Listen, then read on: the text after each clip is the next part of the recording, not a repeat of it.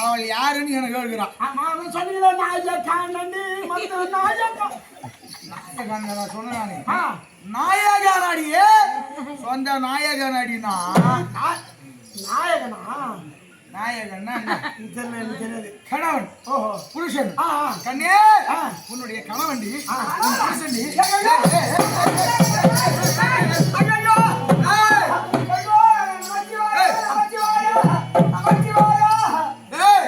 மனைவி நமச்சிவாயா அந்த சிவன் எல்லாம் என்ன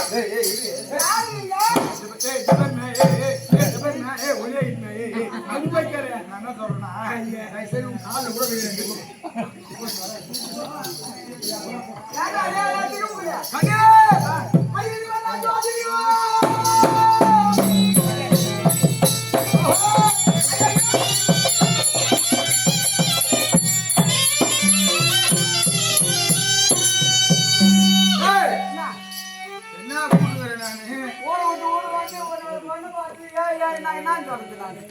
ஊரு விட்டு ஊரு வந்து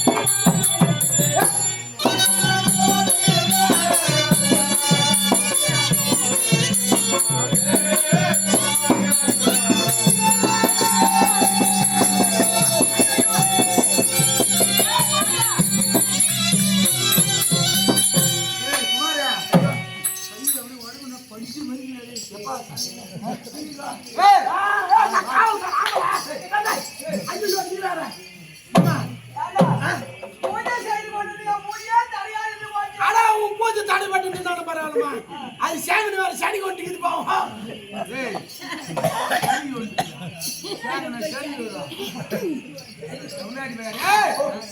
அவள் வீதியினுடைய கடவுளுடைய இந்த இளவம் பஞ்சாது எப்படி இருக்குமோ அப்படி குமாரி. ஐயோ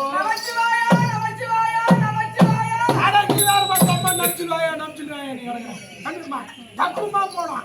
இந்த பொலியா சத்திரமே சத்திர படியுமா போனோம். கட்டி கரும்பு முட்டி எறும்பு வேகாத மார்கண்டமே அதுவே இதுவே கருவே. நீயோ அழகு, உன் கண்ணு அழகு, கண்ணில் இருக்கும் ஊழையோ அழகு, மூக்கோ அழகு, மூக்கில் இருந்து வரும் சளியோ அழகு, பல்லு அழகு, பல்லில் இருந்து வரும் மூத்தையோ அழகு. அப்படி கவிஞர் வாங்கி கண்ணதாசெல்லாம் மாறி போயிட்டாங்க போது. இந்த மாதிரி தான் கவிதை எழுதுவோம். அந்த மாதிரி வந்திக்கணும். மடையா எப்படி தெரியுமா?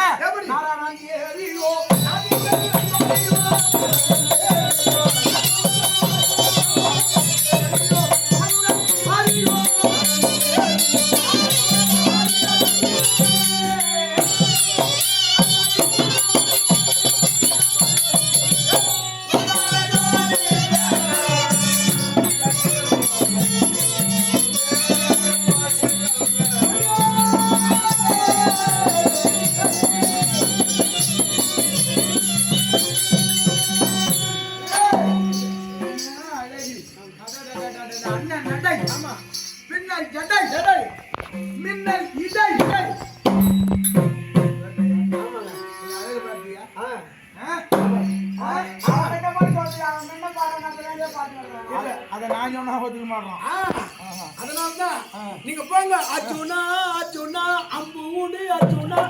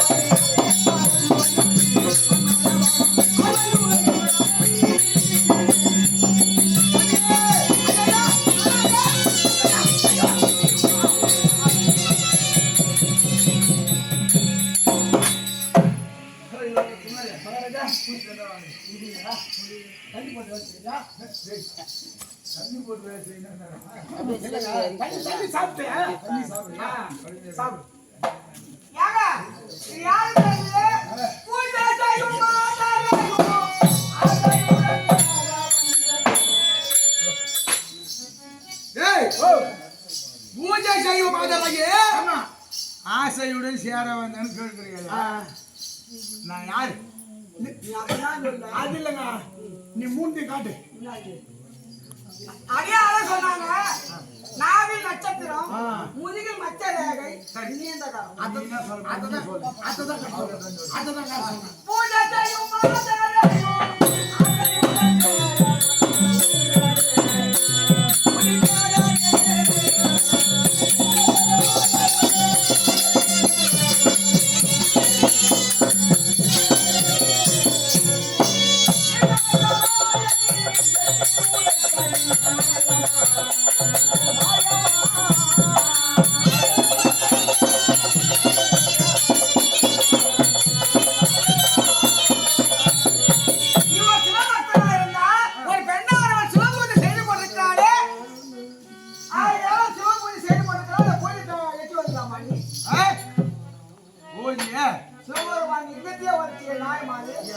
நியாயம் தான்.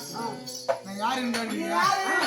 கண்ணே கண்ணம்மா மாலை சூட்டி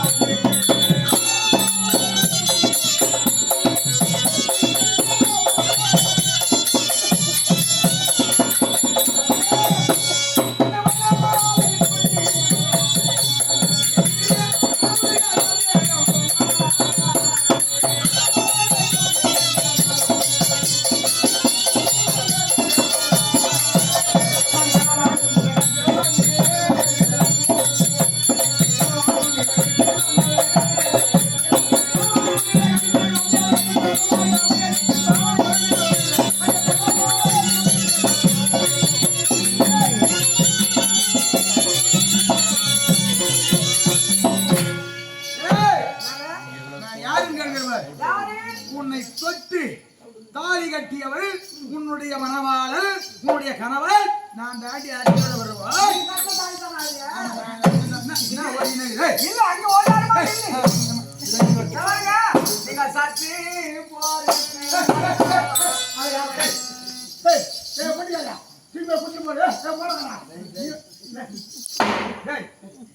ஒரு அரை மணி நேரம் லேட்டா விட்டா கூட்டு போகிறதுக்கு முன்னாடி நான் பாக வந்துங்க மொத்த சொத்துக்கு மோதாடி முன்னாடி ஜெய்வாங்க. ஆமா நீ பாக்க போற முன்னாடி பசங்க இங்க வரக்கூடாது. சின்ன பையன் அதெல்லாம் தெரியாது. சரி விடுங்க இல்ல வேற போய் வேற போய் ஜெத்துட்டு எல்லாக்கா புத்திட்டு அவனுக்கு என்ன என்ன தாலி கட்ட சொல்றதுக்கு கட்டுக்கிட்டா சீக்கிரம். யாரு உன்னுடைய கணவன் உன்னை பார்த்தா எனக்கு எப்படி தெரியுமா இது நான் தாளமா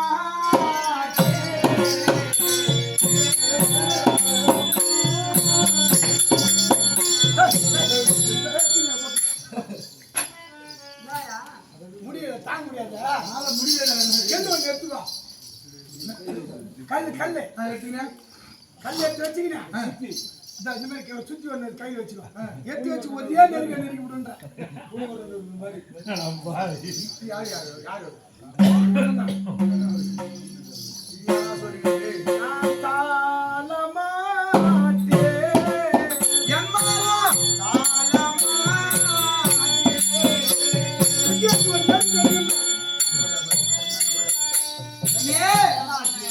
கட்டி கருந்தே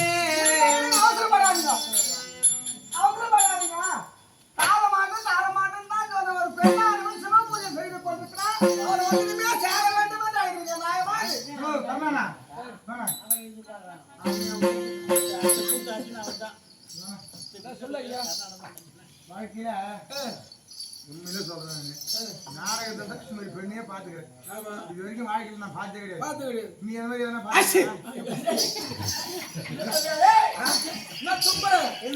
சொன்னார இந்த மாதிரி பொண்ணு பார்த்தது இல்லைங்க அது தும்பல் வந்து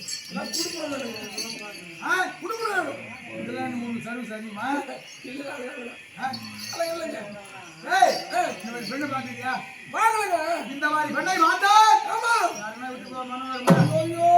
என் மனைவி ஆச்சு படுத்துட்டு போயிட்டு வேண்டியாவது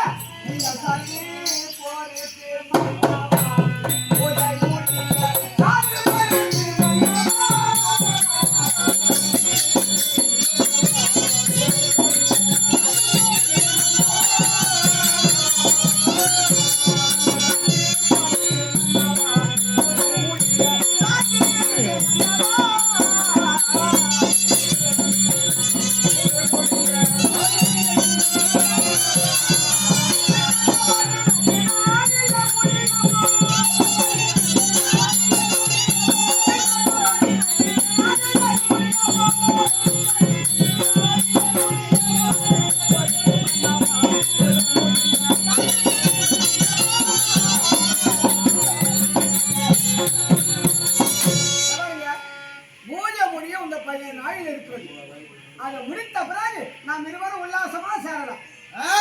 மூணு முச்சலுக்கு தான் என் தந்தையானவர் கணவரோடு சந்தோஷமா இருக்கணும். என்ன சொல்லுவா அதான் சொன்னாரு.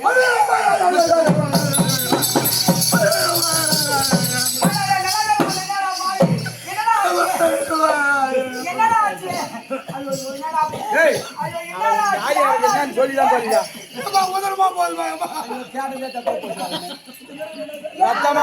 ரத்தமா வந்து சொல்றாரு.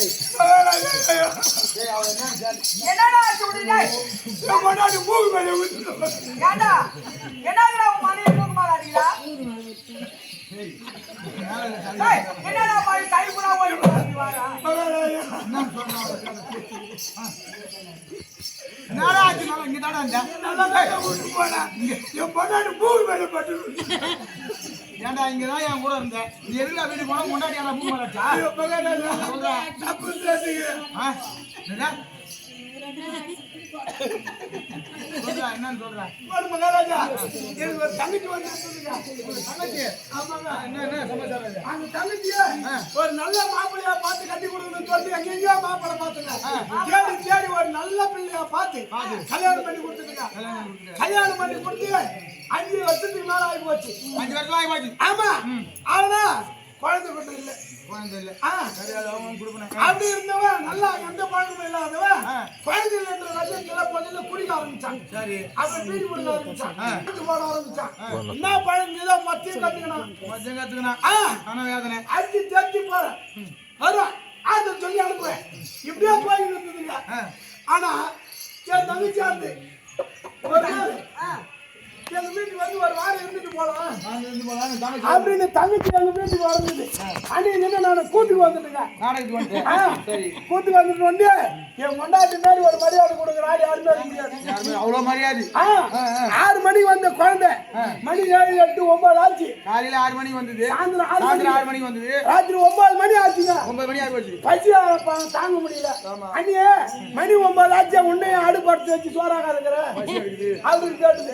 அதுக்கு கொண்டாடி சொன்னா அம்மா உங்க அண்ணன் எனக்கு எந்த குறையும் வைக்கல. அரிசி இருக்குது, பருப்பு இருக்குது, ஆக்கி போடணுன்ற மனப்பான்மை இருக்குது. எனக்கு இருக்குது. ஆனா அவங்க உள்ள போய் ஆக்கி போடலான்னு போய் பார்த்தா அடுப்பு எழுதிட்டு விட்டுட்டு நல்ல புண்ணியவாதி.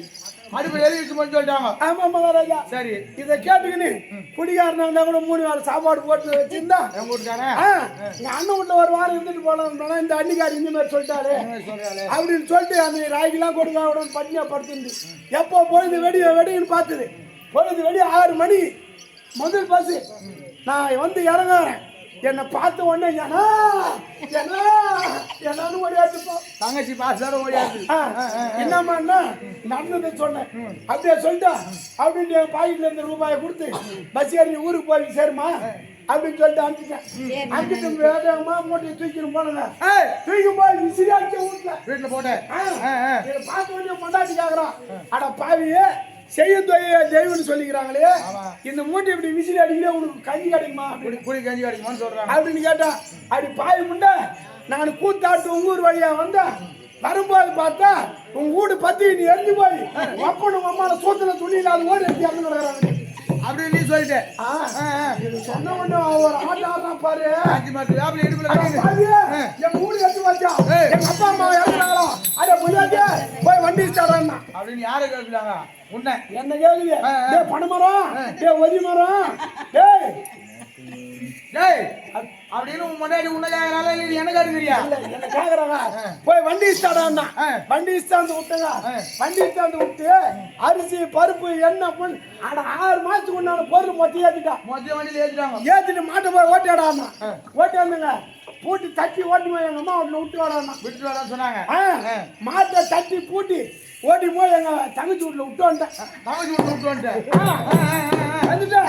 தங்கச்சி வீட்டுல விட்டு என்னை பார்த்த உடனே ஒரு கேள்வி கேக்குறேம்மா 6 மாசத்துக்கு உண்டான பொருள் இருக்குது ஆகி சாப்பிடு கை செலவுக்கு துட்டு இல்லைன்னா வண்டியை மாட்டி வித்து எடுத்துக்கோ அப்படின்னு சொல்லிட்டு வீட்டுக்கு வந்தாங்க. கூட பிறந்த பாசத்துக்கு என்னை பார்த்த உடனே ஒரு கேள்வி கேக்குறான். நானே டேப்பா டே பொய்யாக்கே டே ஒதி மரமே மாட்டை பூட்டி ஓட்டி போனீங்க எங்க வீட்டுல எங்க அப்பா எங்க அம்மா வாங்கினாங்களா அடிச்சாங்களா சொன்னாங்களா கேட்டாங்களா சாப்பிட்டாங்களா அப்படின்னு கேட்கிறாங்க. கேட்டாங்க மகாராஜா. நான் சொன்னேன் என்ன சொன்னேன் ஏண்டி நான் வண்டி பூட்டி ஓட்டி போன நேரம் நல்ல உச்சி வெயில் தண்ணி தாங்க எடுத்துக்கிச்சு நான் ஒரு குளத்துக்கார மேல வண்டியை நிறுத்திட்டு குளத்துல போய் தண்ணி குடிச்சிட்டு வந்து பார்த்தா வண்டியை மாட்டி காக்கா தூக்கி முடிச்சிருந்தேன். வண்டியில மாட்டோட காக்கா தூக்கி முடிச்சுனாங்க சொன்னாங்க அப்படின்னு சொன்ன மகாராஜா. உடனே எடுத்து என் குடிப்பு பிடிச்சா. டேய் வண்டி எவ்வளவு வெயிட், அதுல 6 மாசத்துக்கு உண்டான பொருள் இருக்குது, அது எவ்வளவு வெயிட், மாடு எவ்வளவு வெயிட், ஆமா. இவ்வளவு வெயிட் எப்படிதான் காக்கா தூக்கும் அப்படின்னு முன்னாடி கேக்குறேன். நான் சொன்னேன் என் தங்கச்சி வராது வந்து ஒருவேளை சாப்பாடு ஆக்கி போடும் போது அடுப்பு எலிச்சு போகும்போது இந்த வண்டியை மட்டும் ஏன்டி காக்கா தூக்காது அப்படின்னு சொல்லிக்கிட்டே இருந்த அப்படியே பேசிக்கிட்ட பக்கம்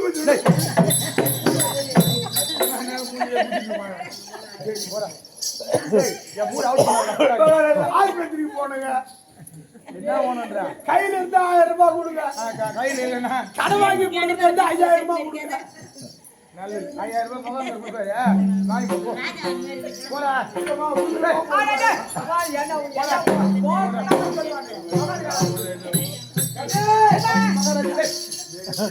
போறதுக்கு எவ்வளவு நான் கேக்குறேன்? போடா.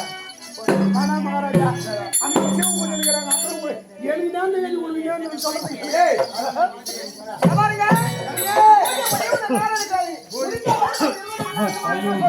பூஜை முடியுது எவ்வளவு நேரம் இருக்குது? 15 இருக்காது. அதெல்லாம் முடியாது, என்னால தாங்க முடியாது.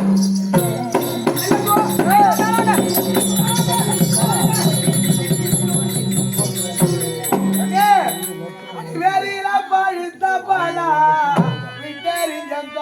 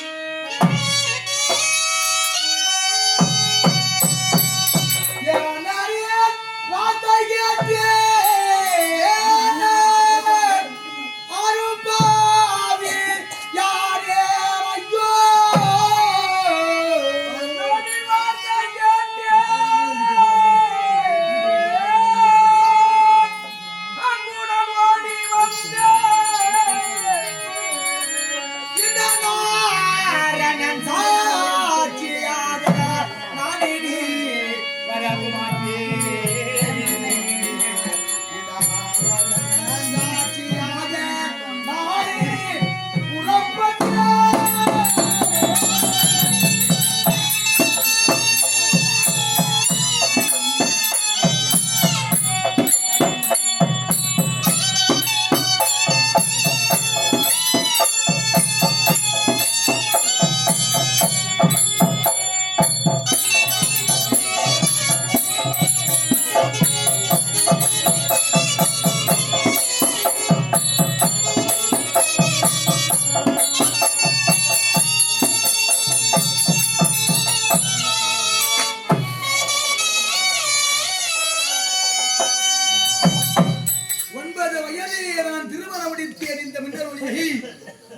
தந்தையானவள் எகித வழிது என் அண்ணாவானவர் அர்ஜுனா பெண் பாவம் கொல்லாது நீ நாகலோகம் சென்று அந்த பெண்ணவழியை அழைத்து வருவாய் என்று என்னுடைய அண்ணா உரைத்தார்.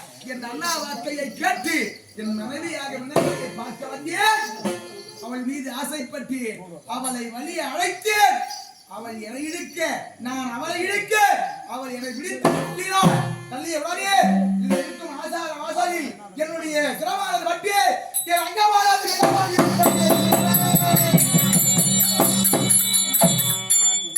32 லட்சம் பொருந்தியவன் நான் இந்த அர்ஜுனன். ஆனால் அழகை என்ற பெயருடைத்து வாழ்ந்து வந்தேன். ஒரு பெண்ணானவள் தாது கலங்கி நிற்கின்றாள் என்று என் அண்ணா வார்த்தையை கேட்டு வந்தேன். என் அண்ணா வார்த்தையை கேட்டதினால் 32 லட்சணத்தில் ஒரு லட்சணமானது எனக்கு பின்னமாகிவிட்டது. உன்னுடைய வார்த்தையை கேட்டு நான் இங்கு நின்றதிய முதல் குற்றம் என்னை பிடித்து தள்ளினாய். எனக்கு பின்னப்பட்டு விட்டது. நீ போனால் என்ன? எனக்கு இன்னும் 7 மனைவிகள் இருக்கின்றார். அந்த 7 மனைவிகள் இடத்திலே சென்று என் ஆசையை நான் தீர்த்துக் கொள்கிறேன். இக்குலனை வாக்கியான ராவாட்டியர் இதை கண்டவரோன் பகவானுடைய திருமணி